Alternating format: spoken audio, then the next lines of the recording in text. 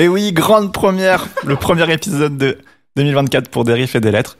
Ça Donc, régale. voilà. On vous souhaite plein de bonheur, de réussite dans vos projets. Ma bonne résolution, je suis plus sérieux. Je vais écouter les projets de Quentin. Ok, ça commence direct. Voilà, donc on vous souhaite une très bonne année et plein de super découvertes musicales avec nous dans des riffs et des lettres. Si vous êtes fidèle, normalement. Et vous êtes fidèles, bien sûr. Alors, avec moi, j'ai que 2 personnes aujourd'hui. Voilà. Askip, un chroniqueur des problèmes de driver, mais... non, mais franchement, il nous a concocté une excuse. Ouais. Genre... Pas Internet, en 2024. Oui. Super. Bref. Bref, Hugo sera pas Problème avec nous. d'Internet. Hein. Hugo sera pas avec nous aujourd'hui, mais je suis quand même accompagné de 2 super chroniqueurs qui feront le taf, j'espère. Je compte sur eux. Donc Quentin et Nanar. Et oui, moi je suis pas encore chroniqueur, ma tasse n'est pas finie. Mais ouais. quand ma tasse sera finie, je serai un vrai Oui, chroniqueur. en arrière-plan, on a une artisane française.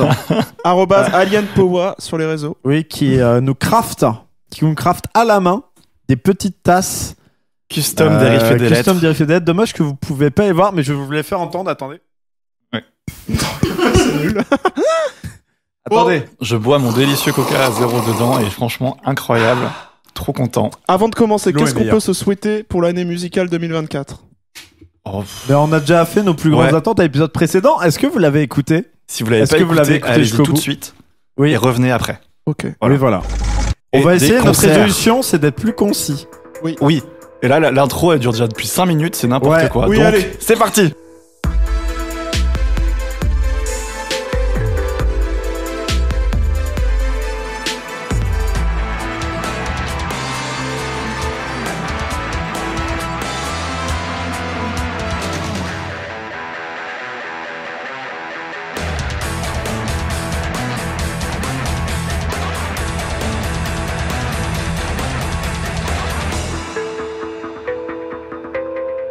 Pour bien commencer 2024, on va revenir sur 2 gros projets sortis fin 2023.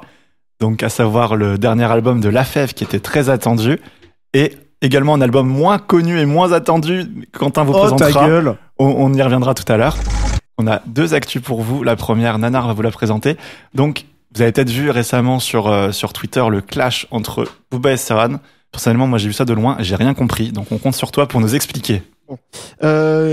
Le clash Booba Serran, il est intéressant à plus d'un titre, mais on va d'abord juste remettre le contexte vite fait. Évidemment. En gros, Serran, c'est un artiste underground qui commence à faire de la musique fin 2019, début 2020, et c'est du style plug. Enfin, c'est du. En fait, c'est du rap à la fois sur des instru plug et avec un flow particulier, le DNV flow, qui consiste à enregistrer phase par phase et qui donne souvent un flow un peu nonchalant, un truc, que moi je trouve intéressant, mais qui forcément, quand on écoute, quand on n'est pas habitué, faut que l'oreille s'habitue, quoi. Par exemple, un autre artiste, c'est 8 Rookie qui est arrivé en 2020 sur les mêmes vibes, et ça a mis un peu de temps aussi à ce qu'il soit accepté. Bref. Donc, en gros, ce qui se passe, c'est que Serran, il est invité par Mehdi Maizi dans Le Code. Donc, Le Code, c'est un peu l'émission phare, l'interview phare quand t'es rappeur. Quand tu sors ton projet, tu fais Le Code, bah, c'est un peu le meilleur moyen de te promouvoir. Et donc, ça a fait réagir un grand rappeur, un moins grand tweetos, Booba, qui a réagi, en gros, alors je vous laisserai aller voir le tweet, mais en disant Mehdi Moisi, on remarque le jeu de mots. Excellent. Très bien trouvé. Mehdi Moisi, qu'est-ce que tu nous invites là ? C'est pas un rappeur, t'es le responsable de la décadence de cette culture, en 2-3 mots, quoi. Et il s'en est suivi une série de tweets en mode où, en gros, il met des extraits des sons de Serran et un peu. En fait, Serran, il a un passé de mannequin, notamment pour Rick Owens. Et donc, il a mis des images. Et donc, effectivement, mon Serran n'est pas dans une position qu'on pourrait appeler. n'est pas dans des images de rappeur, on va dire. Et donc, ce clash, moi, je trouve qu'il est intéressant parce qu'en fait, il met la lumière sur une sorte de shift dans le public du rap qui est en fait la conséquence de aussi la mainstreamisation, le fait que tout le monde écoute du rap maintenant. D'abord, c'est un clash culturel, à mon avis. Parce que il faut voir aussi Serran là. Bon, vous irez voir l'interview, mais Serran, c'est un gars, c'est un ancien mannequin qui fait 2m10 de haut, qui s'habille en Balenciaga avec des 2m10 2 mètres, il est super grand. Ah ouais. Oui. Purée. Et il s'habille en Balenciaga avec des boots, etc. Bref, c'est vraiment ce que vous imaginez, le hipster parisien qui a de la thune, c'est Serran. Et en Alors plus, que Booba, il arrive sur un plateau, il fait 2m10 en Balenciaga. C'est très très différent. c'est pas les mêmes pièces Balenciaga. Rien à voir. C'est C'est pas une les mêmes. histoire de modèle. Ouais. C'est... Ah ok. Mais Voilà. c'est intéressant ce que tu dis, justement, j'y reviendrai, mais c'est intéressant. Et surtout, il parle en franglais. Et bon, c'est vrai que dans l'interview, il a un côté un peu donneur de leçons. Je vais vous apprendre ce que c'est le rap, vous avez pas compris, etc. Alors Donc, que Booba en interview, pardon, j'arrête. Donc voilà, donc forcément Booba réagit. Et d'ailleurs, je disais que c'était Booba, mais en fait, c'est toute une sphère, un peu toute la sphère tweetos autour du rap, etc., qui a un peu réagi là-dessus, avec un débat polarisant en mode est-ce que je kiffe Serran ou est-ce que c'est vraiment éclaté. Et ce qui revient un peu, ce qui ressort de ces messages, c'est ce qu'on reproche un peu à Serran, c'est d'être l'émanation de ce qui serait une gentrification du rap. Et c'est quoi? Qu'est-ce qu'on entend par gentrification du rap? En tout cas, quand Booba il reproche à Mehdi Maizi d'inviter Serran, qu'est-ce qu'il lui reproche? Quoi? T'as failli dire Mehdi Moisi, on a Oui. beaucoup ri. Qu'est-ce qu'il reproche Booba à Mehdi Moisi quand il l'invite? C'est facile, c'est vrai que c'est... C'est pas mal. Hein. En gros, il lui reproche de faire rentrer l'underground de cette musique pratiquée par des blancs, parce que Serran, c'est... En fait, en vrai, le reproche de Booba, principalement, selon moi, c'est un rapport à que représente Bah, Serran. il est pas street. Oui, c'est Il ça. est pas street du tout. Il est blanc, il est pas street. Effectivement, quand on écoute du Booba, et encore du Booba... Et quand du on Serran, écoute, je suis d'accord que la culture rap voilà. se déliquesse. Hein. c'est un peu particulier quand même, Serran, à écouter. C'est le moins qu'on puisse dire. Et surtout, il stream pas en fait. Enfin, il y a aussi il y a eu moi sur Twitter, j'ai vu pas mal ça revenir. Oui, il a C'est- combien d'auditeurs aujourd'hui? 35 000, tu vois. Ouais. Et en fait, c'est énorme pour la niche Serran, pour la plug en France, c'est la tête d'affiche. Et en plus, il a un public très Oui, ça fait engagé. un petit moment que Mais j'entends parler de lui. mais du coup, le mec il dit mais pourquoi t'invites ce mec qui n'est pas notre culture, qui pratique même pas du rap? Si je t'ai fait du mal, girl, pardonne-moi. Pardonne-moi. Pardonne-moi. Keep your head up, même si t'es en bas. Pardonne-moi. Pardonne-moi. Pardonne-moi. Pardonne-moi. Si je t'ai fait Et il y a un clash de culture en mode d'un côté ceux qui ne jurent que par ce type de rap et qui vont aussi être des auditeurs plutôt d'autres mecs dans le genre, plutôt de la new gen, plutôt de gens justement qui s'éloignent un peu du rap ou qui vont dans des formes hybrides, mélangées avec l'électro, avec la chanson, etc. Et l'autre public un peu traditionnel du rap de rue, c'est ce qu'on appelle le rap street et tout, je sais pas, ZKR, SDM, Werenoi, tiens, Werenoi c'est le grand exemple. Et ces mecs-là, ils peuvent pas se comprendre. C'est le premier aspect, c'est que musicalement, il y a un clash, il y a un truc, à la fois dans la musique et dans l'aspect de celui qui fait la musique, ils peuvent pas se comprendre. Le deuxième aspect, pour moi, il est médiatique. C'est aussi une réaction de Booba de la part, parce que c'est ce qu'il reproche. Il dit dans le code, pourquoi t'invites des mecs comme ça? Mais c'est vrai que quand on regarde sur Twitter, par exemple, moi, les médias rap que je suis, ce qui est partagé majoritairement, c'est pas le rap de rue. C'est plutôt, c'est plutôt Serran, Vahomer, Roger, je sais pas, même Meiro, tu vois. Meiro, c'est plus traditionnel, mais dans les thèmes, c'est pas du rap de rue. Makala, tu vois, des mecs comme ça. Et donc, effectivement, ce rap-là. J'ai un exemple, par exemple, dans les 11 rappeurs à suivre là, de Bouscapé. Le premier mec, je crois que c'est Nono La Grinta. Bon, en tout cas, il y a un mec qui passe, qui s'appelle Nono La Grinta. Moi, je connaissais absolument pas. Et en fait, c'est un mec qui est en train de buzzer de fou, qui fait des gros chiffres. Mais c'est vraiment du pur rap street, tu vois. Et ça, c'est pas partagé par les médias. C'est vrai que c'est pas partagé par les médias rap, tu vois. Genre sur Rap Club, on partagerait pas Nono La Grinta. C'est dommage. Mais pourquoi Ça se pas trouve, c'est super. Et donc, pourquoi? C'est parce qu'il y a deux publics du rap, c'est ce que je dis un peu. Ouais. Il y a le public new gen, qui va plutôt aller vers les artistes dont je parlais, et il y a ce public plus traditionnel, peut-être aussi public plus de Skyrock, de Les rap à bobos l'ancienne. et les barbares, tu veux dire. Ouais. C'est toi qui le dis, c'est pas moi. Et ces deux publics-là, en fait, ils ont une animosité, là, qui s'est vraiment cristallisée autour de Serran, autour de cette interview, mais ces deux publics-là, ils ont une animosité les uns envers les autres, parce qu'à la fois, les auditeurs de rap traditionnel, on va dire de rap de rue, ils disent mais c'est quoi votre truc, c'est même pas du rap, le mec il est pas dans les temps, il rime pas, c'est n'importe quoi, les prods c'est quoi ce truc? Et de l'autre côté, les rappeurs new gen ils disent, ça s'est déjà vu sur Twitter, genre c'est quoi votre rap de vendeur de shit, on Ton s'en rap fout, tradi, ça ne vaut pas un radis. Voilà. On peut résumer ça comme ça, merci Quentin. De rien, de rien. Et donc forcément il y a une vraie déconnexion entre ces deux publics qui se regardent en chien de faïence d'ailleurs, qui veulent même pas écouter ce que les autres écoutent, veulent pas comprendre, et ça fait partie aussi de leur identité d'écouter Le ce rap, rap. c'est De dénigrer diversifié, l'autre les camp. publics Voilà. aussi, et il y a des sous-communautés, c'est normal. Voilà. Est-ce qu'on est obligé de choisir un camp? Bah non, je Ah pense bah Nanar, Bah, il et a alors, choisi. hein. justement, c'est une très bonne transition que tu me fais, puisque je voulais finir là-dessus. Un youtubeur que j'aime bien qui s'appelle Le Rap en Mieux, qui a réagi sur sa chaîne secondaire qui s'appelle Le Rap en Mieux, si vous voulez aller voir, c'est intéressant. Il a réagi là-dessus Et il disait justement, en parlant avec son chat, c'était intéressant, il disait que à l'époque des TTC, etc., donc dans les années 2000, quand il y avait du rap alternatif, je pense à ce qu'on a appelé le rap alternatif, TTC, La Caution par exemple, c'est un peu les grands groupes, et ben en fait les mecs qui allaient voir TTC et La Caution, à côté ils allaient voir Cynic aussi, ils allaient voir Booba, il y avait un mélange des publics.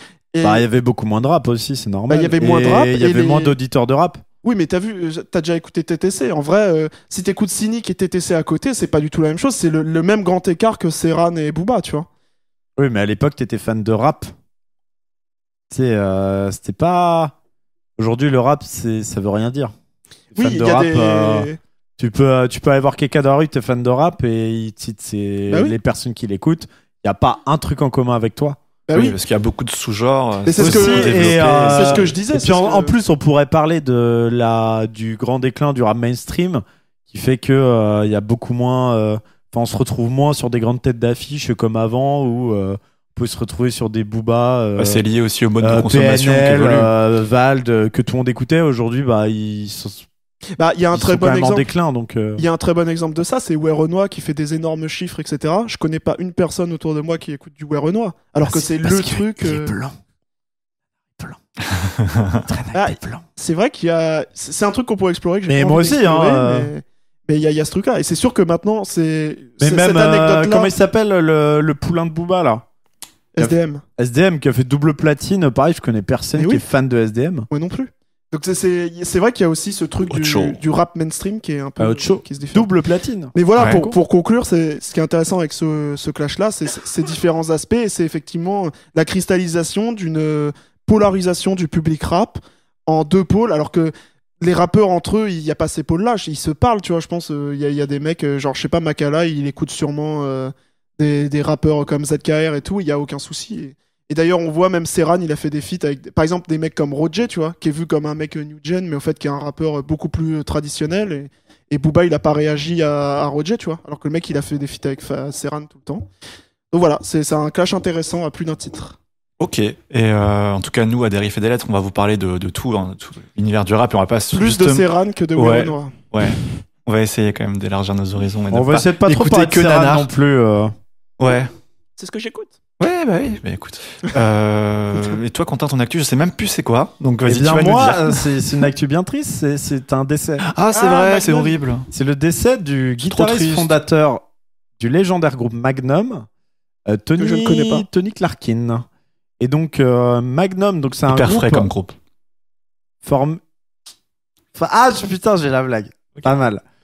Bah, c'est un groupe de rock, on va dire épique et progressif, fondé en 1972. Donc les vieux. Groupe de Birmingham. Donc de Birmingham vient que des groupes de qualité. Hein. Donc ça régale. Birmingham, pour ceux qui ne connaissent pas, c'est Judas Priest, c'est Black Sabbath, c'est tout ça, c'est Jameson Red. Bref. Mais du coup, je voulais rendre un petit hommage à ce groupe en parlant un petit peu du style, en parlant des influences et en vous donnant 2-3 conseils d'écoute. Car c'était vraiment, oui, le guitariste et compositeur le long des 50 ans de carrière, donc c'est quand même pas rien. C'est pas rien. Et t'as donné son nom, je sais plus. Tony Clarkin. Ok. Et donc, j'ai pas de rock progressif, mais c'est un style beaucoup plus léger que les grosses pompes du genre qui sortaient des pavés de 10 minutes tout le temps.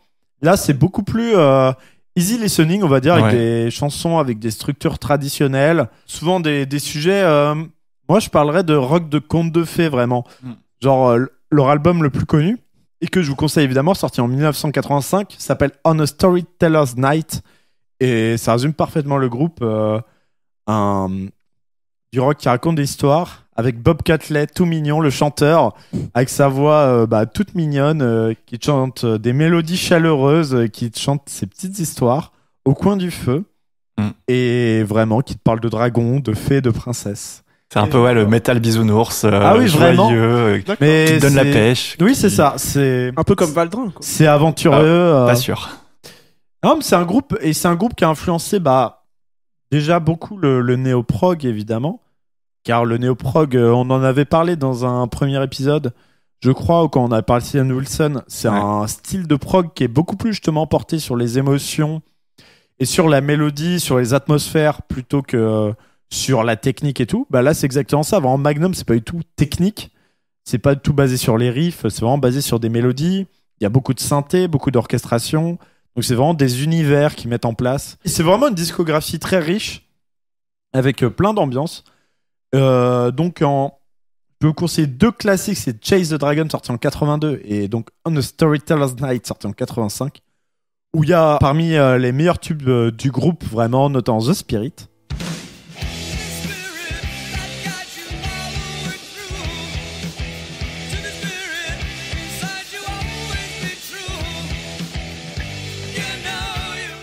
Ah oui, et sur les influences, oui, j'ai dit que ça a influencé le néo-prog, mais par exemple, The Spirit a été repris par Ed Guy, groupe de power metal allemand, et ça a été une énorme influence sur le power metal allemand, notamment sur comment on construit des refrains, des chœurs. Bah, c'est un peu une co-influence avec Queen, avec Wishbone Ash, tous ces groupes un petit peu qui étaient dans le vivier du hard rock et du prog, mais qu'on fait quelque chose de beaucoup plus digeste, de beaucoup plus épique, de beaucoup plus narratif. Et Queen, bah évidemment, on connaît tous, c'est le groupe qui a le plus percé, mais en fait, il y a plein de groupes dans cette catégorie un peu là, et Magnum en fait partie. Et donc, c'est vraiment un groupe qui a continué de sortir plein d'albums depuis les années 2000. Vraiment, ils sortaient un album tous les 2 ans et qui était toujours un peu pareil, hein, on va pas se mentir, mais c'était toujours de la qualité. Ils ont pas fait de pause sur leur. Une petite pause entre 95 et 2000. Ouais, ok, ouais, donc globalement, hyper actif, quoi. Ah oui. Ouais. Et dont le dernier album donc, est sorti jeudi dernier, à l'heure où on enregistre. Ok. Donc, j'ai même pas noté comment il s'appelle. L'album s'appelle Here Come the Rain. Et vraiment, oui, c'est pareil, c'est vraiment du conte et du... comment dire, vraiment de la bonne humeur, quoi. C'est vraiment l'album, tu l'écoutes le matin, il y a du soleil, tu sors, t'es content, quoi. Mais dans ces albums récents, moi, je vais vous conseiller Lost Down the Road of Eternity. Ouais. Vraiment que des bangers sur cet album, des refrains hyper efficaces, et le feat avec Tobias Sammet, le feat éponyme, est une pièce épique absolument magnifique que je vous conseille absolument d'écouter. Donc écoutez, bah, en morceaux, The Spirit, Les Morts dansant, morceau très très connu, On a Storyteller's Night et Lost Down the Road to Eternity. Ça marche. Donc voilà, écouter donc ça. hommage à Tony Clarkin, vraiment grand guitariste, F. non pas par F. sa technique, mais pour son apport à un style. Il était qui est le rock nul, mais mélodique. les émotions, quoi. Oui, bah voilà, non, il était pas nul Il parce que était grand nul. compositeur, grand Ouais. compositeur, et puis big up aussi à Bob Catley. Bob Catley Évidemment. qui régale Let's go. dans tout ce qu'il fait, qui est genre vraiment le papy du rock, tout mignon. Ouais. Mais qui chante vachement bien encore aujourd'hui, qui tourne à 75 Tu les ans as déjà passés. Magnum, non, jamais. Non. J'ai vu Bob Catley à l'Olympia, qui a chanté avec Avantasia. Ah ouais. Voilà. Alors ça a régalé, hein, voir Bob Catley tout. Avantasia, c'est un festival? Waouh. Avantasia, c'est un projet Ah. de metal opéra par Tobias Sammet. Donc on va dire du power metal avec plein de chanteurs. Ouais. Il dont invite les Bob copains. Catley. Bob Catley a chanté sur tous les albums d'Avantasia, sauf le premier. Il y en a genre une bonne dizaine. Ok. Donc vraiment un gros pote de l'ami Tobias Sammet. Et c'est comme ça que j'ai connu Magnum d'ailleurs. Donc, Donc ce serait trop cool de les voir donc en voilà. live un jour. Apparemment le festival Keep It True en Allemagne veut les avoir depuis longtemps. Ouais. Avec un old school set, ça s'est jamais fait. À la manière de Mania Road, où ils avaient fait un set hommage avec plein de chanteurs et de guitaristes pour rendre hommage à Mark Shelton, ils vont peut-être faire la même chose pour Magnum. Donc on espère voir ça. Ce serait très chouette. Ouais. Voilà. Ok. Et Let's go. ben, je vais mettre quelques morceaux dans la playlist. En tout cas.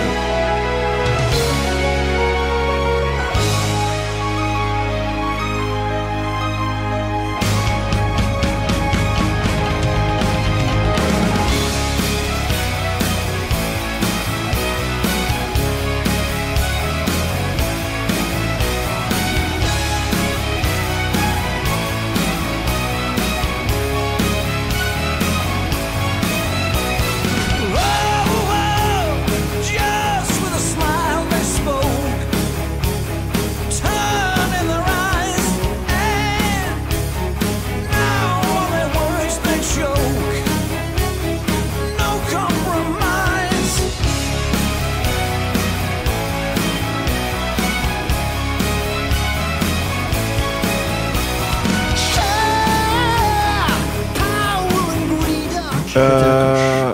Est-ce que ça vous dirait pas un petit quiz Allez. Rapide. Allez. J'ai fait ça vite fait. 1v1 contre mon nanar, ça fait 1v1. plaisir, ça fait longtemps. On va refaire un jeu très célèbre de Derif et Delette, bien sûr, le Qui suis-je.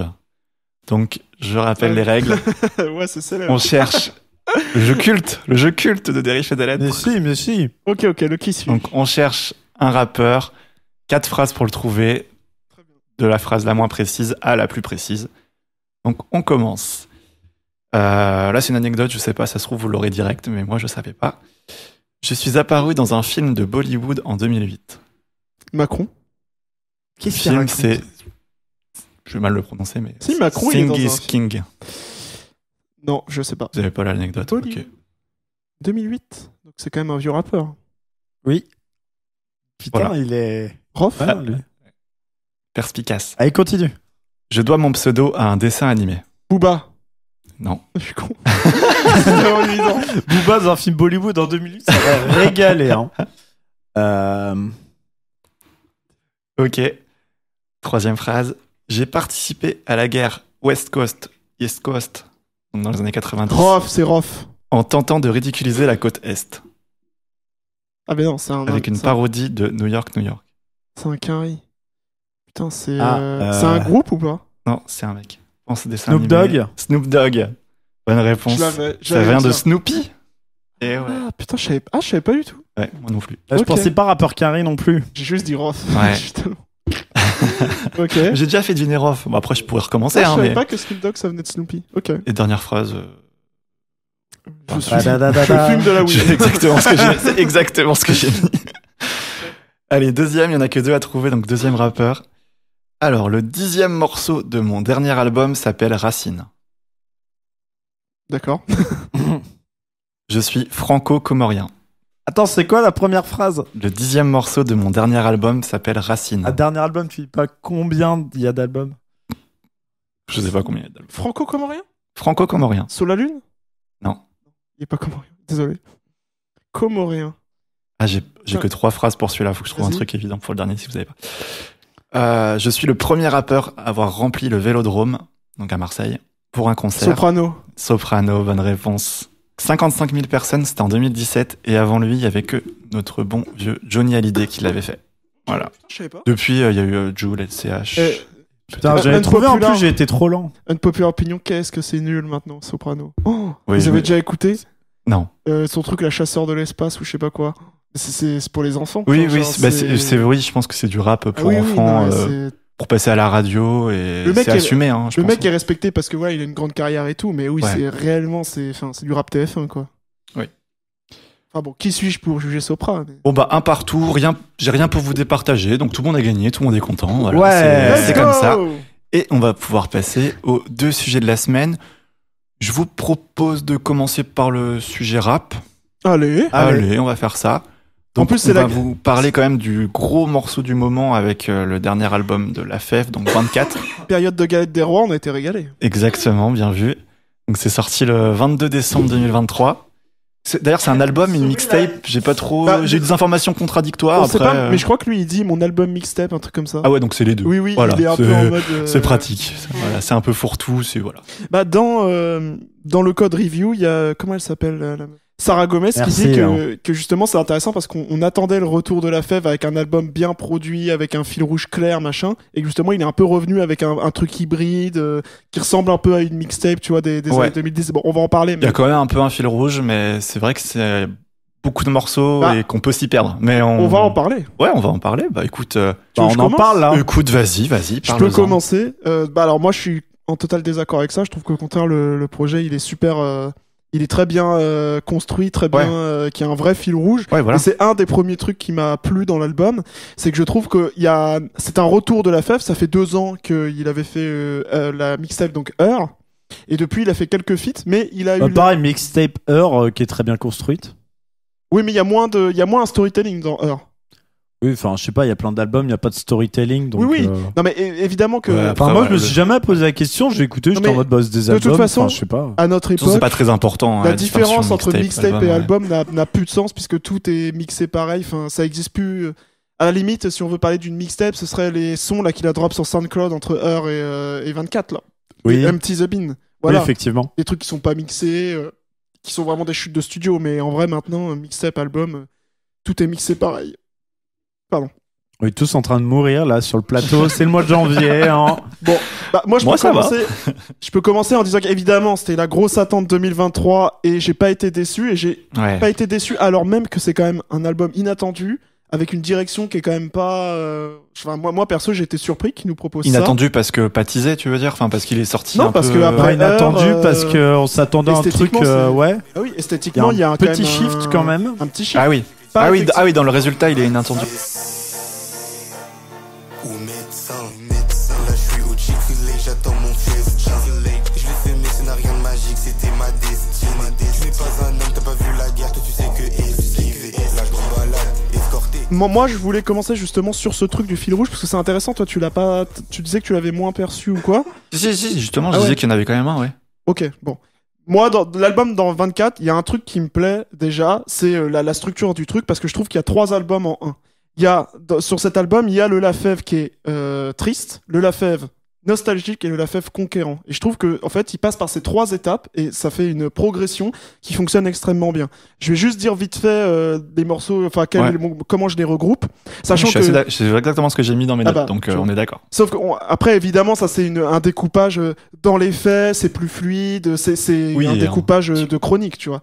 Bon, le Lafèvre triste, c'est la première partie de l'album. Il va de l'intro à Chienne de Trap Life. Et ce que je trouve intéressant, c'est que c'est un enchaînement de morceaux qui au départ sont dans du Lafèvre un peu plus classique, on va dire, tu vois. Genre 7W par exemple, c'est vraiment un morceau de Lafèvre où ça kick tranquille sur une prod un peu rythmée. Enfin, c'est ce qu'on attend un peu de Lafèvre.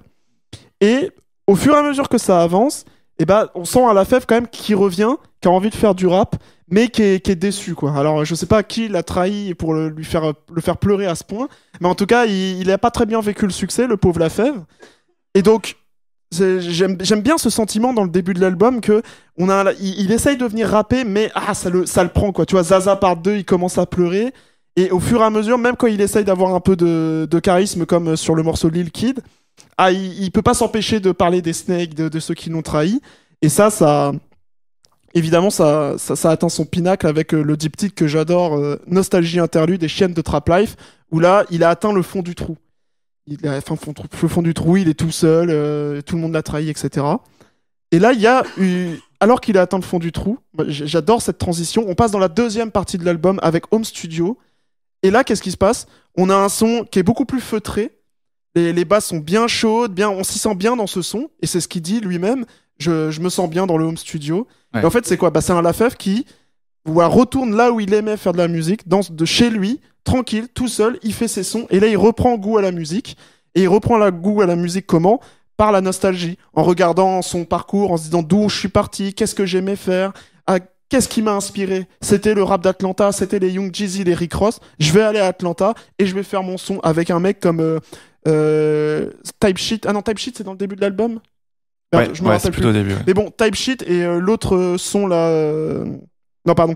Type Shit, il est dans le premier album et je trouve que c'était un peu cette idée-là. C'est genre, je vais aux States et je vais avec des mecs qui ont fait des hits dans les années 2000 et je me fais plaisir, tu vois.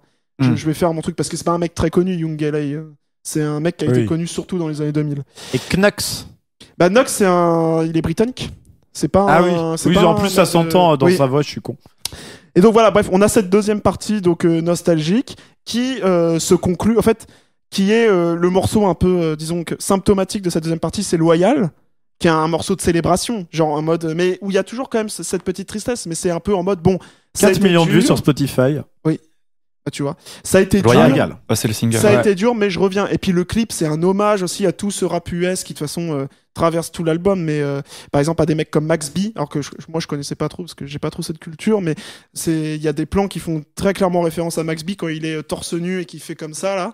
Ça, c'est une référence à ce rappeur-là. Tu peux pas dire il fait comme ça en me regardant Oui, non, mais- dans un podcast. Pour qu'on comprenne quoi. Il lève les bras au ciel. Et donc voilà, donc on a cette partie-là qui se finit avec 500. En plus, ce qui est intéressant, qui se finit avec un feat avec Tiakola, qui est aussi une sorte d'ouverture. Enfin, moi je vois ça comme une ouverture. Ça y est, il a badé, il est allé se ressourcer à Atlanta. Ah, mais Bon, quand là- tu regardes les feats, c'est tellement random. Mais oui, c'est random. Mais Genre, il y a un ouais. sens au fait parce que Young là, LA, Tiakola, The Quin. Zequin. et Nux.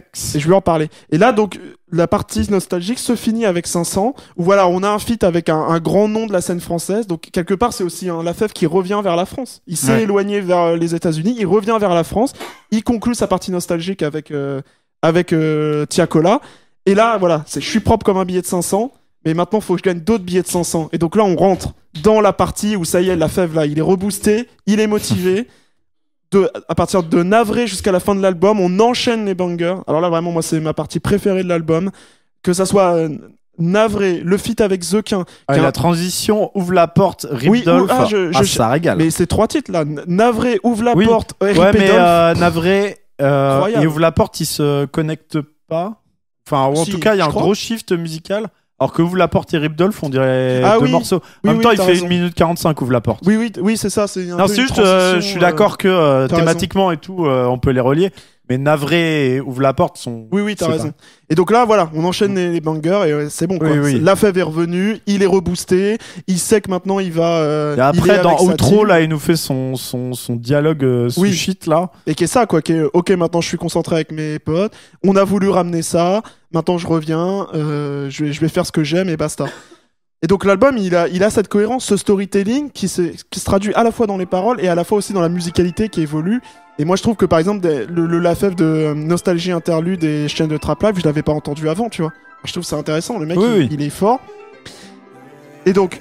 Bon, ça, c'est un des premiers aspects de l'album que j'adore et que je trouve très réussi et qui fait album, justement. C'est marrant, on parlait de la différence mixtape-album. Moi, je trouve que justement, ça fait album. J'écoute ce projet de A à Z, j'ai l'impression que voilà, il m'a raconté quelque chose. Ce soir j'ai comme des idées claires. Je passe à coup de fil à mon frère. Tu sais je voulais baiser le game. Et je peux pas le faire sans mon gang. Je suis tout là-haut, j'ai continué ma lancée, dis-moi qui peut me stop. J'ai beaucoup trop donné ma luck, tu me connais, si t'es mon ange, je te veux au top. Yeah, soyons sincères, et ton ref à quoi ça sert. Je peux pas les faire les deux scènes, chaque fois que je l'ai fait, ça m'a laissé que de la peine. Chérie, moi j'ai que mon set, et c'est mon cercle. Et vraiment, la première fois que je l'ai écouté, et vraiment sans. Voilà, première écoute, t'écoutes pas trop les paroles et tout, machin. T'es en mode, c'est un album, enfin, je sais pas, c'est tellement. Comment dire, produit léché. Enfin, tu vois ce que je veux Oui, dire. puis c'est un album en plus, les transitions. Oui, quoi. oui, C'est il y a des des transitions tout le temps. énormément de toute façon, transitions, ouais. C'est ce que Surtout à la j'adore fin. chez Lafèvre, c'est les transitions entre Ouais. les morceaux qui n'en font qu'un, avec des prods qui évoluent. C'est Bah, ce tu qui vois, m'avait marqué dans Heure, ouais. notamment les 2 premiers Heure. morceaux. La transition me fout par terre à Ouais, chaque c'est clair. fois. C'est une dinguerie, c'est tellement épique, c'est fou. Mm. Et là, il y a que ça, et c'est vraiment. Surtout à la fin. Genre, Ouais, c'est vrai. À partir de Navré, Harry Dolph. Ouais, c'est mais t'as presque quand un même morceau. Zay Intro, 7W, ça se suit. Oui, c'est vrai. Après, Direct. ça, c'est pas connecté Nostalgie non plus, mais enfin, l'enchaînement est quand même travaillé Oui, pour oui, que ce oui. soit smooth. Qui est suite aussi, je crois. Oui. Oui, ah oui, t'as raison. Oui, parce que c'est. Ça Oui. fait. Tin, tin, tin, tin, tin, tin. Oui, Oui, ah t'as ouais, raison, ouais, tin, ouais, tin. ouais. Allez, ça accélère. Ça, c'est Ah, incroyable. Ah, c'est ce moment, sale, il ça. est- ouais. Très, très sale. Mais Milieu de d'ailleurs, l'album, ouais, ça peut c'est être un peu marrant, une mais- transition. Ces brasses là, ce truc là, cette trompette qui vient, ça me permet de transitionner sur un album dont l'inspiration, c'est qu'elle est clairement américaine. Et ça, c'est intéressant. C'est vraiment la Y fève compris dans tout. le mix, ce qui a fait beaucoup parler à sa sortie. Oui. T'avais beaucoup de gens, ouais, la voix n'est pas assez mixée. C'est Mm. quoi ces basses qui saturent? Non, mais les gars, vous Mais avez tout, jamais la voix écouté de rap sature américain aussi des fois et tout. Mais c'est génial. Mais parce que c'est une inspiration ricaine, mais qui est pas l'inspiration. Mais il je trouve en regarde plus pas les Drake, tu sons vois. ils vivent, tu vois. C'est pas comme des prods de trap françaises qui peuvent être très froides et très. Bah, les Quinry aussi, tu vois, genre un mec comme Future, en vrai. Oui, c'est vrai que c'est ça. c'est très Ouais, fort. mais là l'école trap d'Atlanta, ça déborde quoi. Ouais, tu vois, bah Et après, c'est surchargé Future, aussi. Future vient d'Atlanta, il me semble Ouais. aussi. Mais c'est ce que j'allais dire, c'est que Bah, l'inspi... après début de futur, ce qu'il fait aujourd'hui, ça a rien à voir. Oui, c'est vrai. Mais tu vois, l'inspi Quinry, c'est pas le rap Quinry des années 2020. Il regarde en arrière vers Oui, c'est 2000-2010. un hommage Oui. au rap qu'il a construit, Voilà. qu'il a aimé dans sa jeunesse. Young Jeezy, c'est les années 2000. Rick Ross, c'est la jonction des années 2000 et 2010. Tu vois, tout ça. Rick Ross, c'est Maybach Music, pour ceux qui savent pas. Et là, il y a une claire référence à ça. Enfin, il le dit lui-même qu'il était sous Maybach Music, etc. Et c'est ce qui donne aussi à cet album, justement, cette approche, une approche différente de la musique, avec voilà un mix où on n'hésite pas à mettre la voix un peu en arrière-fond. Sur chaîne de Trap Life, on dirait même que le mec, il bouge le micro, genre sa voix, on l'entend plus et tout. Mais ça donne C'est une vrai. telle ampleur au morceau, ça donne tellement de force à ce qu'il raconte Bah, en et à fait, comment il l'interprète. Déjà, si tu baisses la voix, c'est-à-dire que la prod est plus forte et ça accentue. Aussi, c'est pour ça qu'on entend bien toutes les transitions. tous les effets appliqués sur les prods, tout ce travail-là. Et puis aussi l'impact quand les bangers arrivent et que la basse sature. Donc ça veut dire qu'en plus, il pousse la basse et que du coup, chaque effet de saturation, de la basse va faire limite trembler tout le reste du mix. Et du coup, ça donne beaucoup plus d'impact à tous les effets. Et en plus, le côté un peu sale, ça aussi rajoute un côté chaleureux, notamment dans les morceaux un petit peu nostalgiques et tristes. Je trouve ces morceaux-là, ils sonnent tellement chaleureux, on est tellement immergé dans cet univers musical. Alors que ça pourrait être des trucs un peu plats et chiants faits par un autre rappeur. Ça pourrait être beaucoup plus froid, tu vois. Oui. Un mec comme Solalune que j'aime bien, mais qui est dans une approche beaucoup plus froide, beaucoup plus distante, etc. Là, c'est une tristesse, une nostalgie, mais dans laquelle il nous embarque quand même, tu vois. Ah oui, clairement. Je trouve qu'il y a dans ces trucs-là. Donc c'est intéressant, c'est aussi une manière de faire de la musique. On n'a pas tant parlé de ses flows qui, même quand il parle de sujets tristes et tout, ça reste des flows très rebondissants, très rapides. C'est ce que je voulais dire, c'est aussi, c'est ce qu'on retrouve avec La Fève, et moi ce que j'adore, et je trouve ça patte, c'est ces flows, cette manière, cette fluidité dans le flow, mais à la fois quand il rappe et aussi quand il chante. En fait, ce qui est fou, c'est que ce mec, il peut rapper, se mettre à chanter, re-rapper, être sur des flows beaucoup plus découpés, comment on dit, être des flows beaucoup plus déstructurés, genre dans Chaîne de Trap Life, puis revenir d'un coup en faisant un couplet, genre t'as l'impression que le truc il passe en 2 secondes. En fait, j'ai l'impression qu'il y a un flow ininterrompu de musique et que le mec s'adapte à tout ce qu'il y a dessus.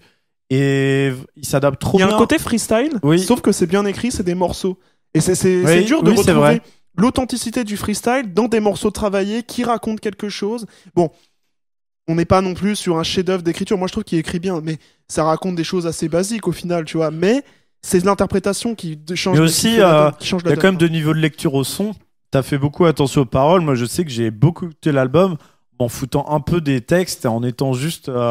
Tu vois, sa voix, elle me fait bouger la tête parce que son flow, il est trop agréable. Bon, il y a des trucs qui ressortent quand même. Hein, genre, je suis pas imperméable aux paroles. C'est juste, c'est pas mon focus principal. Oui. Et juste, j'apprécie juste la virtuosité vocale du gars avec la prod qui défonce derrière. C'est juste. Mais tu me fais penser qu'il y a un traitement. Juste musicalement, c'est magnifique, quoi. Il y a un traitement intéressant de la voix aussi sur la compression de sa voix, tu vois. Genre, des fois, t'as l'impression. Je sais pas comment dire, c'est pas plat, quoi. Il y a des fois, sa voix, tu sens, elle part un peu en couille.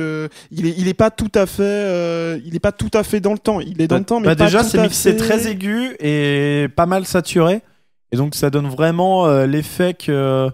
Enfin, en fait, il ressort du coup du mix parce que il est très aigu et très saturé. Mais en même temps, vu qu'il y a des gros coups de saturation qui remontent, des fois on le perd et on le récupère. Et en fait, c'est parce que vu que genre quand le kick y rentre, vu que l'effet de saturation prend tout le spectre, et du coup on le perd et on le récupère et comme ça. Mais tu vois, ça donne l'impression limite il prend le micro, il le lâche. Il vient le reprendre. Mais moi, je trouve que ça donne un effet live aussi. Oui, c'est ce que je veux dire. C'est par là, comme si il avait le micro à la main et que les enceintes aient blasté le son derrière lui et pas qu'il était dans une cabine avec le casque. Alors que bien sûr que ça s'est fait comme ça. Hein. Il bouge le micro, tu sais, des fois il est là, je sais pas. Mais du coup, ça donne une intensité que c'est vrai qu'il est très rare dans le rap de retrouver un effet comme ça. Moi, j'ai jamais entendu ça à part dans certains sons qu'un J'en écoute pas tant que ça non plus, je vais pas faire le prouveur. Mais, quand j'en écoute, je peux retrouver cet effet-là. Et parce que aussi, dans le rap américain, notamment la trap, les paroles sont moins importantes. Et même pas du tout. Oui, c'est ça. Et ce qu'ils veulent mettre en avant, c'est la production qui tape. Parce que c'est quand même aussi des prods avec beaucoup d'instruments. Par rapport à la moyenne du rap, il se passe beaucoup de choses dans ces prods-là avec... des cuivres, des violons, des machins. Des brasses qui hurlent, genre qui fait ça dans le rap français, genre. Et y a vraiment que Zaytoven pour faire ça, quoi. Et du coup, c'est logique dans le mix de mettre la voix un petit peu en retrait pour laisser de la place à ça. Parce que sinon ça, on l'entendrait pas en fait, tout simplement. Tu mixes avec une voix en avant à la Booba Karis, on ne parlerait même pas de tous ces trucs de prod parce que ce serait trop en arrière-plan. Souvent la prod, c'est vrai que souvent. Dans la manière de mixer actuellement le rap, la voix écrase un peu la prod, quoi. Elle est tellement compressée, tellement en avant. À part les percussions. J'écoutais Yves Nice, là, le nouveau Yves Nice qui est sorti la semaine dernière. C'est ça, c'est très bien. Mais juste la voix, elle prend toute la place et les prods, elles disparaissent un peu derrière, tu vois. Alors dans Novae, c'était moins le cas, mais là, vraiment, il y a un côté, sa voix est tellement en avant qu'elle écrase un peu les prods. En fait, les deux sont possibles, ça dépend ce que tu veux faire. Le problème, en fait, il y a un truc qu'il faut savoir en France, c'est qu'il y a un héritage de la variété qui est très fort. Et que ce soit dans le rap Mais dans le métal aussi, ça a joué des tours à ces deux styles musicaux où certaines propositions artistiques n'étaient pas adaptées. Et par exemple, on a parlé de Sortilège déjà dans l'émission. Sortilège, L'arme de héros, l'album sorti en 88. On entend bien que la voix est hyper en avant, les guitares sont noyées dans la reverb dans le On fond. sait pas où elles sont. Du coup, on n'entend Dans pas le trop les couloir. riffs. Alors que, par exemple, l'album d'avant, qui est enregistré en Angleterre, dans un studio qui, j'imagine, était habitué au heavy metal, sonne hyper bien, genre hyper puissant, avec la voix au bon niveau sonore qu'il faut, des guitares dans la stéréo bien placées, qui envoient. Bon, ça, c'est une anecdote. Mais c'est pour dire que ça a un impact sur la manière de faire des ingé-sons. Ils ont des habitudes, en fait. Oui, non, c'est Et sûr. les auditeurs aussi, du coup. Ils ont des Et habitudes. les auditeurs ont les habitudes. Quand tu vas dans un autre pays chercher d'autres ingénieurs du son et tout. Bah Ça fait oui, pas. forcément, ça choque. C'est D'ailleurs, normal. Mais le rap quinri, il y a énormément de trucs de rap qui sont mixés comme ça. Oui. Bah, plus à Même l'ancienne, des trucs quand de même. rap mainstream où Mais tu vois, par exemple. la prod est quand même un peu plus en avant, tu vois. Pas autant, Oui. mais un peu plus. Mais tu vois, par exemple, Serran, typiquement, toute la mouvance plug et tout, c'est mixé comme ça, tu vois. Oui. Serran, sa Voix voix, très elle se aiguë perd, et- elle se perd dans le mix. Mais ce qui est logique, parce que c'est pas du rap à texte. Bah oui, c'est sûr.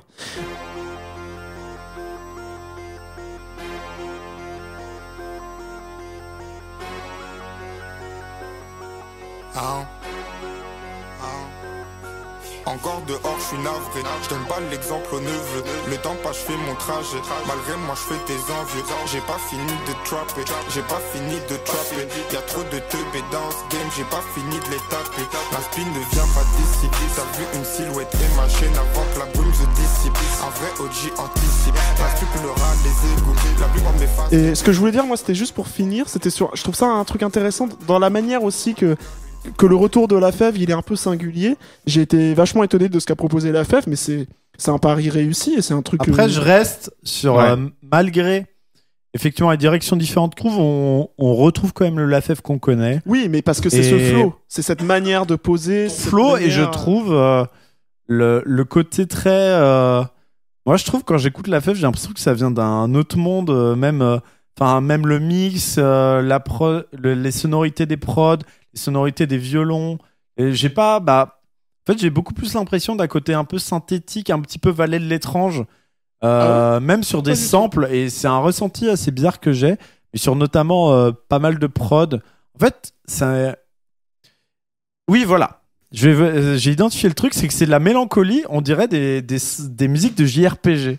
Genre dans le côté beaucoup plus chialant des violons, des trucs, des accords qui sont, je pense, plus riches, un peu modaux aussi, je pense. Une approche modale des mélodies. Là, je parle des morceaux mélancoliques. Et c'est quelque chose que je retrouve nulle part. Je connais. Ah ouais, tu vois. Et je pense à des morceaux comme les premiers, effectivement. L'enchaînement des intros 7W, Rip Kid aussi peut-être. R.I.P. Lil Kid. Oui, et dans Heur, Belek, OTW, ça fait ça. Ouais. Mais No Hook aussi, Mauvais Payeur, toutes ces sonorités-là. Tu vois, un morceau comme L'Appel de R.T.P., il n'y a pas ça dans 24, tu vois. Alors que pour moi, c'est un peu un morceau un peu important de la R.T.P. Oui, par non, exemple. mais je dis pas que les morceaux, les trucs sont pareils, c'est juste, moi, je Oui, trouve oui. que j'y retrouve une ambiance. Tu vois de la similaire continuité, quoi. que je retrouve que chez La Fève et qui me fait énormément plaisir. Ok. Et moi, ça reste. C'est l'album que j'attendais le plus. Et vraiment, si, Ah oui, moi aussi. s'il était sorti plus tôt dans le top, ça aurait été évidemment. Ça aurait Bien sûr. chamboulé les l'année. tops. hein. C'est clair. C'est con, c'est ça de faire les tops en décembre. Mais on le prend pour l'année prochaine. Mais oui, Ça on va, s'en il fout. va on nous en accompagner parlera, toute voilà. l'année, ce La Fève. C'est vrai qu'il faut finir là-dessus. Moi, c'était ma grande attente de 2023. Et plus je l'écoute, plus je l'adore, le projet. Mais voilà, C'est- Il a plus marqué 2024 que Si vous l'avez 2023. pas écouté, vraiment, Et comme jetez-vous la R.T.P., dessus. Mon père et ma chaîne. Je fais ça pour mon père et ma chair. Merde, les seuls qui m'aiment vraiment dans cette merde. Le Vuitton pour ta bague pour ma chérie. Père neuf, sinon je ne peux pas marcher. Je suis trop cher, ça sert à rien de me démarcher.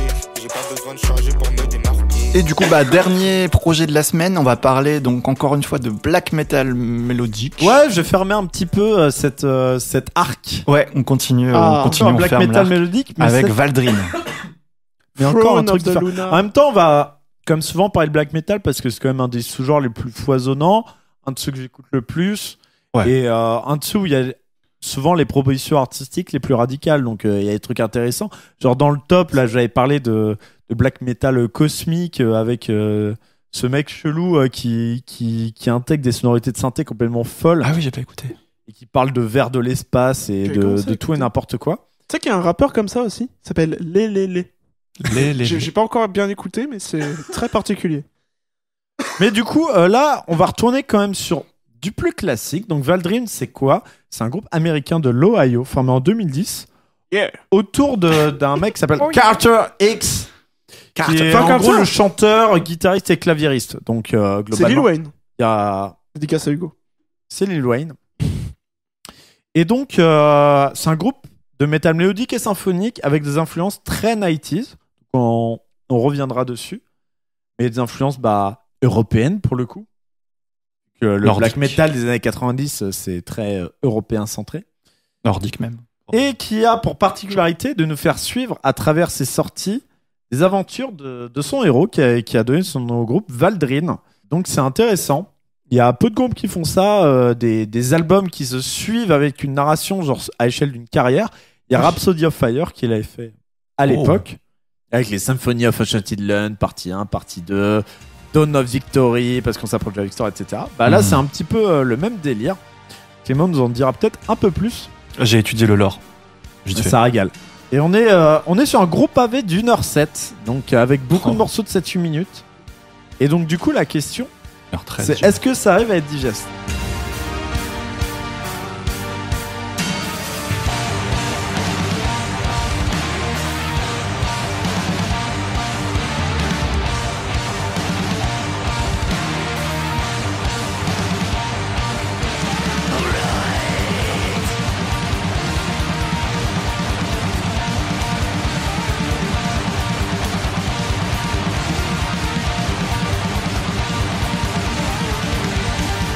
Déjà, je voulais donner un petit mot sur la pochette, qui est quand même, qui fait plaisir parce que je trouve elle a vraiment une identité visuelle. Oui, Genre, c'est pas un truc qu'on a vu 1000 fois dans le métal, le énième château dans la brume, la énième forêt de pins dessinée à la manière de. Non, c'est un truc qui fait un petit peu BD, moi je trouve, Ouais. et Oh, qui carrément. accompagne bien l'aspect narratif du truc, et puis les architectures qu'il y a, vu qu'en gros c'est le personnage Valdrin dans une espèce d'énorme cité, et je trouve t'as un petit peu la promesse de l'album, on va explorer une immense cité pleine de promesses d'aventure, mais quand même une cité un petit peu chelou quoi. Ouais, c'est un peu bresson. Anecdote, ça me fait penser dans Elden Ring, il y a...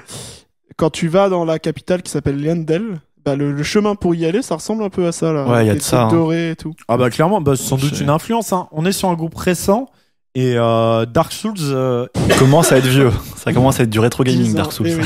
non mais Dark Souls Mais une influence de fou aussi. est devenu une influence dans le métal avec des morceaux qu'on font directement référence. Ouais. Ok.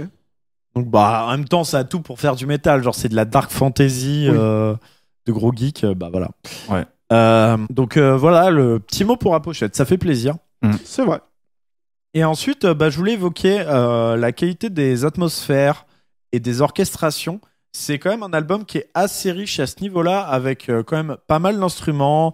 Il y a des cordes, il y a un petit passage à l'accordéon. Il y a beaucoup de guitares acoustiques et des guitares acoustiques aussi qui font pas que des interludes.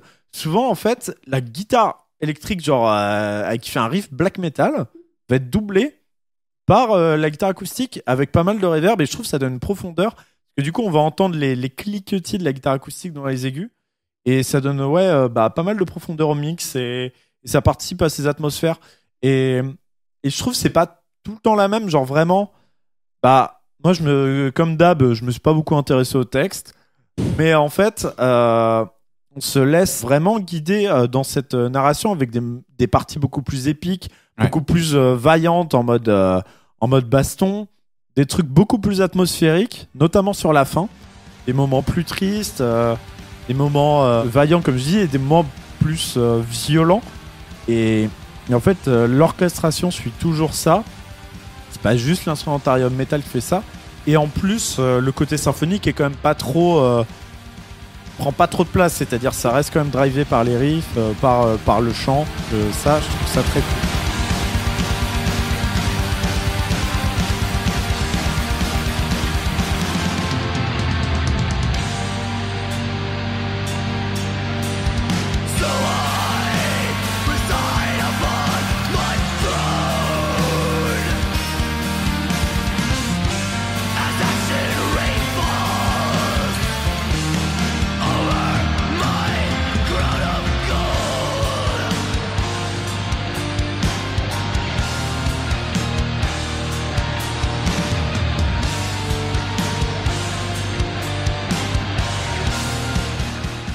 outre donc la variété des morceaux, la variété des influences.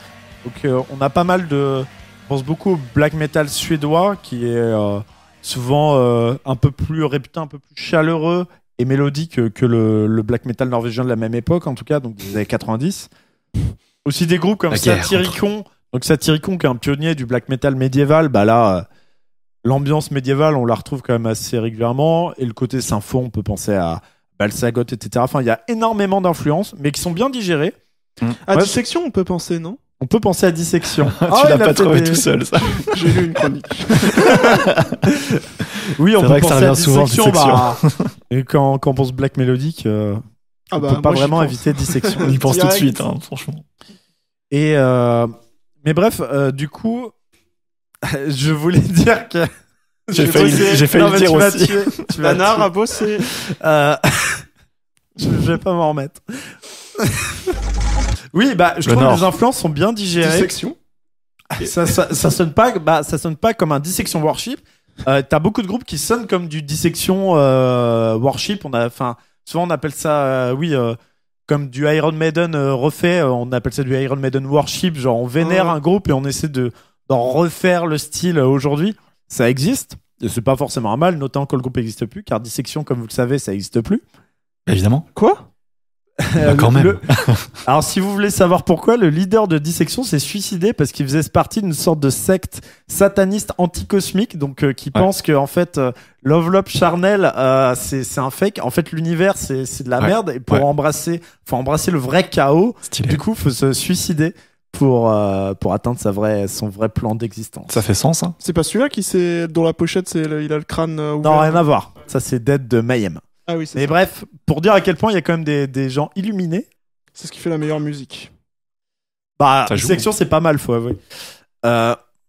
Et aussi, je voulais faire un big up au vocaliste parce que je trouve pour du black metal, c'est quand même pas mal expressif. Enfin, moi, je ressens bien ce qu'il voulait me faire dire et je suis vraiment pris. Enfin, quand il est en mode vaillant, j'ai envie de partir à la gare avec lui, quoi. J'ai envie de partir à la gare avec Valdrin, l'aider dans ses aventures, quoi. Et je voulais aussi noter quelques bangers, genre Paladin of Osadur. Incroyable. Il est incroyable ce morceau C'est avec dans la playlist. 1 milliard de mélodies. Lequel, redis? Paladin of Ah, Osadur. mais il se passe oui. 1000 trucs. Hein, Ouais, il se passe 1000 trucs. C'est J'ai noté, j'aime le synthé de Paladins of Osadur. Et Mais oui, même Nanar est d'accord. la mélodie à la fin. Ouais, c'est un peu folk, un peu, je sais pas, un peu joyeux. Mais même les parties avant, elles sont trop bien, quoi. Le riff introductif. Genre, ça y est, t'es en marche pour la guerre. Et le morceau d'après, je trouve Sojourner Wolf, il est incroyable. En fait, j'aime beaucoup dans le black metal quand il y a une mélodie qui est en synchronicité avec le chant. Et là, c'est le truc na na na na na na na na na. Genre, enfin, c'est ultra épique, ça fonctionne trop bien. Et bref, ça joue trop bien. Et je voulais conclure ma chronique en disant, c'est un bien bel album, vraiment. Les 1h07, on les sent un peu passer quand Je même. crois que c'est 1h13 même. Enfin, moi, j'ai noté Notamment sur la 73 minutes. fin. Oui, pour moi, c'est un peu plus. Ok, peut-être. Ouais. Notamment sur la fin qui est plus atmosphérique. Donc, peut-être un moment de doute pour Valdrin dans le lore, tu me diras ça. Alors, oui, peut-être. Et puis je trouve, en fait, il essaie d'en faire beaucoup l'album. Genre d'être à la fois atmosphérique, épique, guerrier, mélodique, folk, médiéval. Mais du coup, je trouve il manque peut-être un petit quelque chose, un petit truc de folie. Genre, je trouve c'est une très bonne copie. C'est genre un roman de fantasy dans lequel il s'est passé plein de trucs, mais du coup, il y a quand même des moments marquants. Donc c'est quand même un album, moi, que je mets vraiment une très très bonne sortie de 2023 et un album qui a fini dans beaucoup de tops, voire premier chez certains. Donc c'est pas pour rien. Il y a vraiment des bonnes qualités. Mais je trouve, par exemple, quand on compare à Moonlight Sorcery, qui est un autre groupe de black metal récent qui fait parler de lui en ce moment, je trouve Moonlight Sorcery a vraiment ce truc unique en lui que seul lui peut faire. Ce petit truc en plus et cet élan aussi que je retrouve pas encore chez Valdrin. Mais pour avoir écouté les projets précédents, ils sont plus black metal, vraiment bresson. Ah, je sais pourquoi. Plus classique. J'y reviens après. Mais qui sont plus true black norvégien pour le coup. Entre le projet précédent et celui-là, je trouve Valdrin trouve de plus en plus son identité. Donc j'ai quand même bon espoir pour la suite. Je pense que c'est... En fait, je trouve cet album l'annonce beaucoup pour la suite. C'est genre un très très bon album, Mais c'est pas encore son classique, mais je pense que Valdrin, dans les prochaines années, va sortir son classique. Voilà. Tu l'annonces. Je l'annonce, le prochain album de Valdrin est une tuerie. Ok. Ok.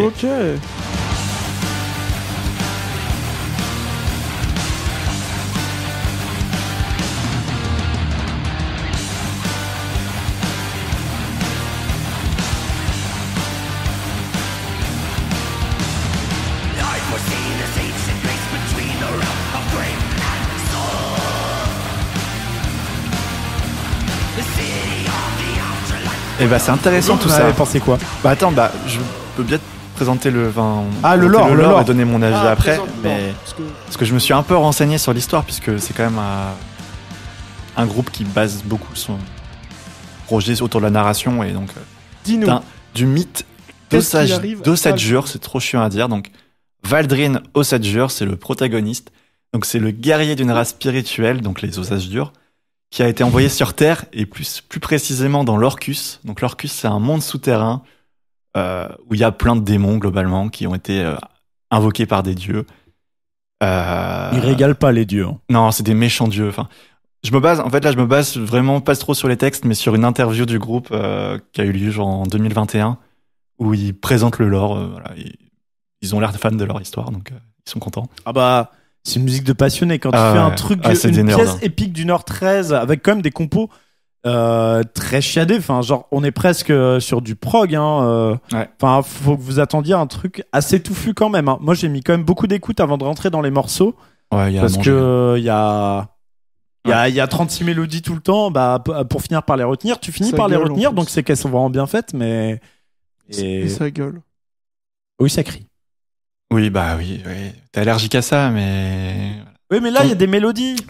ouais, mais quand ça crie, je comprends que une oreille non habituée. C'est normal, voilà. c'est un guerrier qui combat des démons. Ouais. Il va pas faire ouh, je suis un guerrier, je combats les démons. pourquoi pas Bah dans Magnum, il fait ça et c'est très bien aussi. Oui. Oui, mais non, c'est un chevalier qui veut sauver une princesse. Oui, et- oui, peut-être il combat des dragons et des démons aussi, je sais pas. Enfin bref, pour revenir à l'histoire, du coup, notre protagoniste Valdrin est envoyé dans l'Orcus. Là-bas, il fera la rencontre de Nex Animus. Donc, c'est le créateur de l'Orcus et donc le grand méchant, le seigneur des démons. Donc un peu Sauron dans le Mordor, quoi. Donc tout ça, c'est raconté dans le premier album, donc où le héros fera la rencontre du méchant. Je crois que le méchant essaiera de le manipuler un petit peu, faire preuve de fourberie. Les Albatar. 2 albums suivants, en fait, c'est 2 albums préquels au premier. Donc ils vont raconter vraiment la montée en puissance de Nex Animus. Donc un des albums de son point de vue au méchant et l'autre du point de vue, j'ai pas trop compris, mais d'une âme prisonnière dans son esprit. Enfin bref. Donc en gros, c'est 2 albums qui sont là pour montrer à quel point il est puissant et maléfique. Et je pense que c'est pour ça qu'il y a Ils moins sont plus courts. Ils sont plus courts. Et je pense que c'est pour ça que c'est plus black, plus sombre, avec pas d'épique. Ok. Enfin, il y a pas le héros qui est encore là, tu vois. C'est Ouais, vraiment, ok. donc tu vois, le côté, ça fait sens dans l'histoire. Ils partent de la narration pour faire leur compo, j'imagine. Donc voilà, c'est cohérent. Moi, je les ai pas trop écoutés, mais en tout cas, ça confirme ton impression. Et donc là, on est sur le 4e album sorti l'année dernière. Et là, on est sur la suite directe du premier album. Et donc, c'est un peu l'affrontement entre Valdrin et Nex Animus. Donc là, j'ai pas vraiment étudié en détail les péripéties de l'histoire, mais on sent vraiment à l'écoute l'affrontement, je trouve. Enfin, il y a vraiment 2 ambiances qui s'affrontent, les ténèbres et l'héroïsme, la lumière. Enfin, il y a vraiment des alternances entre les deux. Où on sent que le méchant, il complote, il se prépare, il est dans sa tour ou je sais pas quoi, dans son souterrain. Enfin, tu sens qu'il y a des passages où c'est lui qui est mis en avant et d'autres passages où c'est plutôt le héros, Valdrin, qui se bat et je sais pas trop. Après, j'ai pas vraiment lu les paroles en détail ni trouvé d'informations sur l'histoire, mais voilà, dans cet album-là, c'est vraiment, je pense, la confrontation entre le bien et le mal. Et j'ai peut-être été un peu biaisé par le fait que je savais qu'il y avait de la narration, mais vraiment à l'écoute, on a vraiment ce côté cinématographique. Enfin, on a un côté, Ah bah oui. on visualise très bien ce qui se passe, on peut très bien l'imaginer, et même sans connaître précisément le lore, ça marche. Enfin, pas besoin de. D'autant qu'il y a C'est quand même les un gentils effort contre les de méchants, diction ouais. du chanteur. On peut comprendre Ouais. des paroles Ouais. sans lire, et ce qui est pas toujours le cas dans le black metal. Ouais, faut faire un effort aussi, mais voilà, donc il y a vraiment des passages hyper épiques avec des chœurs, avec les guitares. Enfin bref, c'est vraiment vraiment réussi. Et donc là, on est sur le deuxième album d'une trilogie. Donc c'est un peu les deux tours, et on attend le retour du roi qui annoncé par Quentin sera un gros banger. Voilà. Pour moi, c'est un classique. Voilà. Donc, C'est un classique où le vraiment prochain, il, donc, il s'est effondré avec sa guitare, il s'est pendu avec les cordes, il sait plus faire de musique. ça devrait arriver dans 3-4 ans s'ils suivent leur rythme. Nanar, un petit avis comme ça, tu l'as écouté Son avis, l'album? c'est que ça ressemble à Dissection. Oui, c'est Non, vrai. alors, oui, j'ai écouté l'album, j'ai écouté 3 fois, mais c'est vrai. Ah, quand même. En fait, je me suis dit, en fait, je rentrais pas dedans. C'est une musique que j'ai du mal à comprendre et je me suis interrogé sur pourquoi j'arrivais pas à rentrer dedans. Qu'est-ce qui fait que. Pourquoi Après- c'est aussi éloigné? Même moi qui aime bien, j'ai mis du temps à rentrer dans Oui. l'album parce qu'il est très dense en soi. En fait, c'est juste que je le mets, je l'écoute et genre mon cerveau il le met de côté. Je l'écoute en entier et je suis en mode mais qu'est-ce que j'ai retenu? Je sais pas. Genre qu'est-ce qui s'est passé? Et du coup, il y a rien que je retiens, mais c'est parce qu'au fait, je pense que mon oreille est pas habituée. Et oui, Et c'est comme avec le rap, quand t'as pas l'habitude, t'as l'impression que c'est tout le temps la même chose, Ah, tout le bien temps les sûr. mêmes flows. Et en fait, c'est quand t'es habitué que tu sais reconnaître des différences de morceaux, les apprécier, etc. Et là, je pense qu'en fait, c'est tellement éloigné, mais même les instruments, la manière de mixer, etc., tout est tellement éloigné de ce que j'écoute d'habitude qu'en fait, c'est compliqué pour moi de vraiment rentrer dans un morceau. Quoi, j'essaie de prendre des notes, mais tu vois, mes notes, c'est ridicule. J'aime le synthé de Paladin au Bah, c'est vrai qu'il est bien le synthé. Il est Franchement, bien. il est Non, basé, hein. T'as Basé un là, non. bon avis. Deuxième partie de Golden Wall, le petit piano qui ralentit le rythme et donne une ampleur désespérée au morceau. Bah, c'est vrai. C'est mon avis. C'est vrai. Il y a vraiment des morceaux où C'était- on sent les désespoirs. Ouais. Moi, j'écoute du rap où je comprends les paroles, qui durent entre 2 et 3 minutes, avec des drums très identifiables, etc. Et du coup, forcément, mais c'est bien, Bah, ça me toi, sort t'aimes un bien peu les de- moments, voilà, plus calmes. On Après, entend voilà. le Moi, synthé, j'aime pas quand il hurle. Voilà. C'est qu'on va dire, mais je trouve ça intéressant. Mais juste, c'est même dans mes habitudes d'écoute, moi j'aime bien, tu vois, quand tu me fais écouter du Clone, quand tu me fais écouter du Alceste, il gueule, mais ça va, c'est en arrière-plan. Tu me fais écouter du Riverside. Bah ouais, là je kiffe, là je comprends, j'ai le temps Ouais, de mais comprendre, c'est de rentrer normal. dans. Du Steven Wilson, j'ai le temps de rentrer dans le morceau, de me dire ah ouais, pas mal et tout. Là, le mec il arrive, il fait Ouah, Paladin, une autre musique. C'est la meilleure imitation. Basé. Voilà. Voilà mon avis. Mais après, oui, c'est intéressant. Ah bah après, C'est une genre, musique C'est pas pour épique. tout le monde. quand, C'est quand pas je l'ai pour tout le envoyé, monde. j'ai hein, ça, vraiment c'est hésité sûr. longtemps. J'ai fait, C'est une je vais musique vraiment épique. je vais vraiment leur imposer ça. Mais en fait, que c'est quand même un challenge intéressant, mais qui te le rend, tu vois, parce que plus tu lui donnes de l'amour, plus il va t'en rendre avec des parties qui vont ressortir, parce que bah voilà, c'est le genre de truc à tiroir, et du coup. Tu vas le réécouter, tu vas faire ah ouais, cette mélodie elle est bien, ah ce lead de guitare il est bien, parce qu'avant effectivement moi je vais pas mentir, au début je retenais que Paladin of Ozadure. Tout le reste tu t'en Vous vas pouvez aller écouter Paladin of Ozadure. black metal melo.mp3, enfin je sens qu'il y a un truc, mais j'arrivais pas à faire ressortir le truc parce que c'était trop dense et trop long. Ouais. Et c'est vraiment en le réécoutant que je sortais des trucs, notamment les parties Atmo qui sont quand même intéressantes et qui font respirer le truc. Plein de petits plans partout. Là, j'ai pas noté parce que je voulais faire Ouais. une chronique un peu générale sur le projet et parce que c'est quand même un ressenti global et un album qui s'apprécie en tant qu'album, tu vois. Genre, Ouais. c'est pas un pool de single. Et écoutez À part- quand même Paladin of Ozadure. Oui, à part Paladin of Ozadure qui ressort. Mais bref, en vrai, un des albums majeurs Ouais. du black metal de cette année, une année assez riche en black metal. Moi, j'en ai écouté pas mal, donc ça régale. Ouais. Donc, vraiment, je vous conseille si vous aimez le style. Si Voilà, vous c'est avez ça. écouté dans les chroniques, vous avez écouté Uada, que vous avez bien aimé.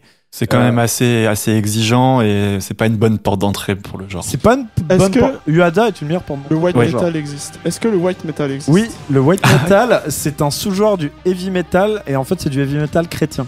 Ah, très bien. Et on en parlera peut-être. Oui, il y a des groupes que j'aime bien de white Let's go. metal. Trop bien. C'est vraiment une scène riche.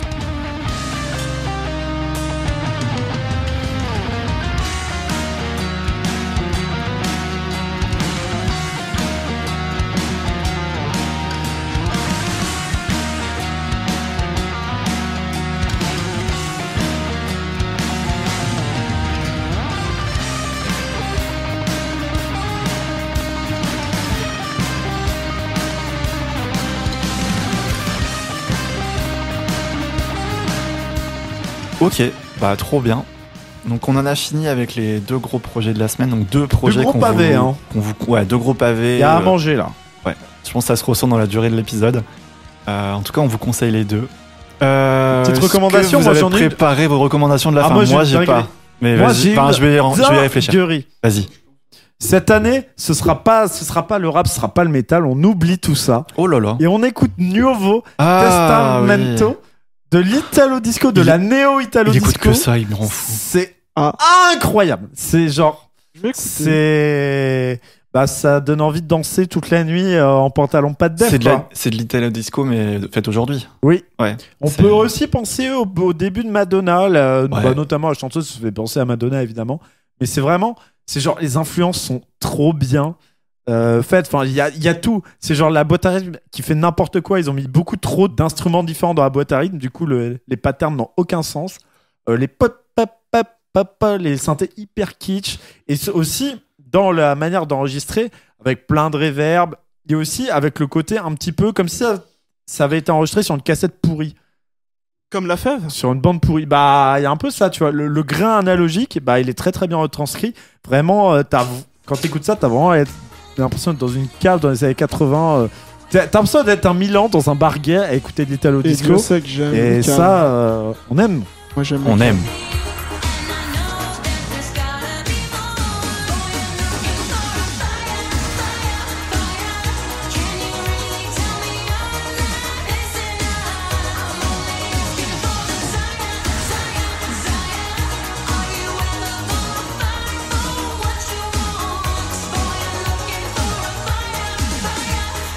Donc voilà, j'espère que c'est ce que tu feras à Milan, Clément, quand tu iras Oui. voir Rennes, Milan. Milan-Rennes, ouais. Ouais. Ouais. Bien sûr que c'est ce que je fais. Ok, ça régale. Moi je peux recommander le Serran. dernier projet de Serran. Mais non, je m'en doutais. SER et le dernier projet de Yves Nice qui est moins bien que Novae parce que plus redondant sur les prods mais où il y a quelques morceaux que j'ai retenus genre Écoutez Champagne- Booba plutôt. Écoutez Booba. Écoutez Booba. Champagne et Voilà. Jersey Écoutez Hors Noir. et Le Piège et Champagne et Jersey. Moi j'aime bien. Ce Yves Nice c'est quelqu'un que j'aime bien dans la new gen. Voilà. Champagne et Jersey, mannequin dans mes DM, je me prends pour Sean Penn ou Jay-Z. Bientôt 22 ans que j'ai plus l'âge, passé 22 heures, je suis plus là. Je donnerai de mes nouvelles sur un centre de JD. Champagne. Je vais vous recommander Klaus Schulze, un Allemand, donc un pionnier de la musique électronique. On s'en serait douté. Ouais, je pense. Un pionnier de la musique électronique, donc des années 70, qui nous a quittés, je crois, en 2022 ou très récemment. F. Et qui fait vraiment de la musique très ambiance, enfin, vraiment une ambiance spatiale avec. Vraiment, c'est un voyage. Je sais pas trop comment décrire ça, mais moi, j'ai écouté juste un album. C'est... Bah, ça fait penser à Tangerine Dream, à Ouais. Jean-Michel Jarre. oui, tout voilà, ça. c'est ça, du c'est genre. ça, c'est ça. À ce l'époque, genre-là. la SF, enfin, les synthés c'était nouveau, les albums Ouais. électroniques c'était nouveau, donc c'était le futur. Donc C'est on parle ça. de quoi Du futur. On est dans le futur des années 70, donc ouais, c'est ça. c'est vraiment ça. Donc moi, j'ai juste écouté Time Wind, sorti en 75, mais il a été ultra productif. Je crois qu'il sort une 50aine d'albums, donc voilà, j'ai pas exploré du tout la discographie, mais je vais peut-être continuer un peu à écouter. Et c'est Pour vos super séances sympa. de méditation. Exactement, c'est ça. Pour moi, dans le bus, parce que j'ai 50 minutes de bus, puisque la ligne B marche pas. Et bref, et trop bien. Apérer Et- d'émission. Voilà, sinon, c'est des morceaux de 30 minutes, donc je pense pas mettre ça dans la playlist. Eh bien, c'était cool tout ça, mais plein de Nuovo Testamento. Je vais en Notamment mettre, Head. je vais en mettre 2-3. Head, elle est incroyable. Head, j'écoute que ça. Hit, comment t'écris ça? Head. Hit. Chaleur. Ah, hit. Ok. Hit. Hit. Ok. Et bah, merci les amis. C'était Bah, trop pas- bien. Bah oui, c'était intéressant. Et puis, bah, on vous dit à la prochaine.